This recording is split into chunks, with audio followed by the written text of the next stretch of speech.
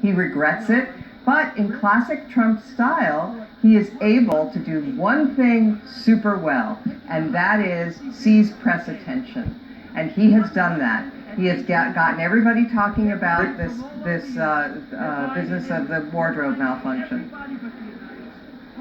Rick, I just want to give you one last shot on this thing, because again, if your campaign sends out an email to precinct captains saying he's taking Carson's taking a break down in Florida, and he's going to make a big announcement, and not say it's for the prayer breakfast. If I'd gone on the air and said, hey, Ben Carson's taking a break and he's going to make a big announcement in a couple days, and left it at that, I would be hammered for that. Isn't it totally disingenuous of you to say, oh yeah, the big announcement we were talking about is that he was going to speak at the prayer breakfast? I mean, an email is not Twitter. You have more than 140 characters. You could have just said, oh, by the way, Carson's speaking at the prayer breakfast. Instead, you leave it as sort of this mysterious big announcement, which does sound like he's dropping out, no?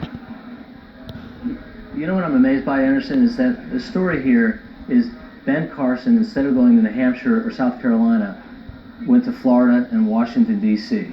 If Ted Cruz had decided... Right, I know, and we talked about that. It's ridiculous. I agree. Well, that would have been the story. Right. And everybody would have pointed it out, and it would have been the story. But because somehow it's different, well, Ben Carson is also your candidate who's an evangelical who talks about the Bible and his belief in Christianity, perhaps lied and was completely disingenuous.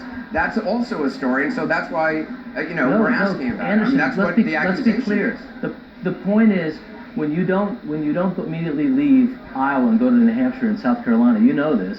It means you're not serious about winning the presidency, right? And so if people of Iowa need to know that if you don't have a plan to be the nominee, then why should I caucus for you?